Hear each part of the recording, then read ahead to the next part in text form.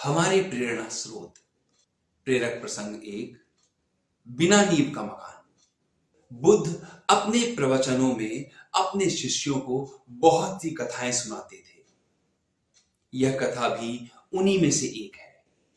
कभी किसी काल में गंगानगर में राम और श्याम नामक दो धनी व्यापारी रहते थे। वे दोनों ही अपने धन और वैभव का बड़ा प्रदर्शन करते थे। एक दिन राम अपने मित्र श्याम से भेंट करने गया। राम ने देखा श्याम का घर बहुत विशाल और तिमंजिला था। 2500 साल पहले तिमंजिला घर होना बहुत बड़ी बात थी और उसे बनाने के लिए बहुत धन और कुशल वास्तुकार की आवश्यकता होती थी।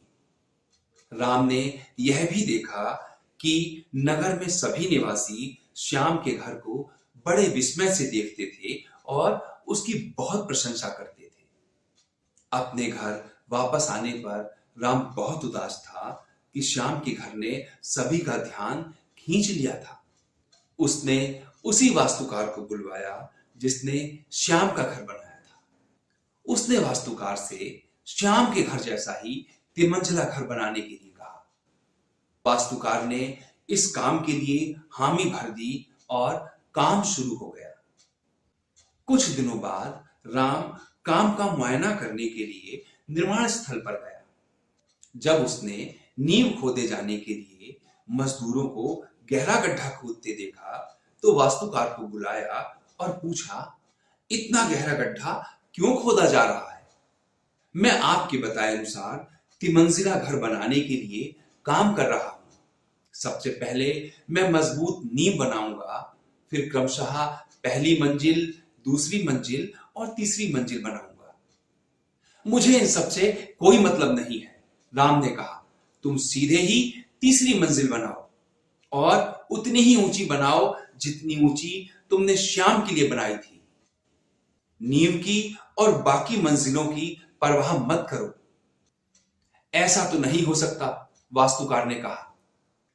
ठीक है, यदि तुम यह नहीं करोगे तो मैं किसी और से करवा लूंगा, राम ने नाराज होकर कहा। उस नगर में कोई भी वास्तुकार नींव बिना वह घर नहीं बना सकता था। फलतः वह घर कभी ना बन पाया। अतः किसी भी बड़े कार्य को संपन्न करने के लिए उसकी नींव सबसे मजबूत बननी चाहिए एवं काम को योजनाबद्ध तरीके से किया जाना चाहिए। हमारे प्रेरणा स्रोत। प्रेरक प्रसंग 2। होनहार गिरवान के होत चीकने बात। स्वामी विवेकानंद जी एक अपूर्व शक्ति और कांति से भरपूर व्यक्ति थे। यह स्वामी विवेकानंद के बचपन की घटना है। उस वक्त वे नरेंद्र के नाम से जाने जाते थे। बचपन से ही उनमें असाधारण प्रतिभा दिखाई देती थी। उनके शब्द उनके व्यक्तित्व के समान ही प्रभावशाली थे। जब वे बात करते तो हर कोई तल्लीन होकर अपने काम को भूलकर उन्हें सुनता था। एक दिन स्कूल में नरेंद्र एक कक्षा के अंतराल के दौरान अपने दोस्तों से बात कर रहे थे। इसी बीच शिक्षक कक्षा में आ पहुंचे और उन्हें अपना विषय पढ़ाना शुरू कर दिया। लेकिन सभी छात्र नरेंद्र की बातचीत सुनने में ही लीन रहे। उन्हें कक्षा में शिक्षक के आने और उनके द्वारा पढ़ाए जाने का पता ही नहीं चला।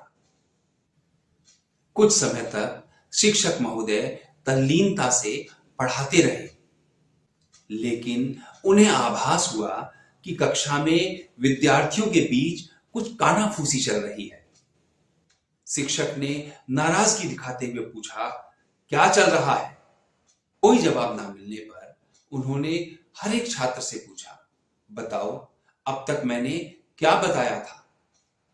कोई भी विद्यार्थी उत्तर ना दे सका, लेकिन नरेंद्र को सब कुछ पता था। वह अपने दोस्तों से बात करते हुए भी शिक्षक के व्याख्यान सुन रहे थे और उसे समझ भी रहे थे। शिक्षक ने जब उनसे यह सवाल पूछा तो उन्होंने साफ साफ बता दिया कि वे क्या कह रहे थे। शिक्षक ने फिर सबसे पूछना शुरू किया, जब मैं पढ़ा रहा था तब कौन कौन बात कर रहा था? किसी ने नरेंद्र की ओर इशारा किया, लेकिन शिक्षक को भरोसा नहीं हुआ और उन्होंने नरेंद्र को छोड़कर सभी छात्रों को बेंच पर खड़ा होने के लिए कहा। नरेंद्र भी अपने दोस्तों में शामिल होकर खड़े हो गए। शिक्षक ने उनसे कहा, अरे तुम क्यों खड़े हो गए? तुमने तो सही उत्तर दिया है, बैठ जाओ। नरेंद्र ने कहा, नहीं सर, मैं भी खड़ा होऊंगा, क्योंकि मैं ही छात्रों से बात कर रहा था। यह सुनकर शिक्षक महोदय दंग रह गए।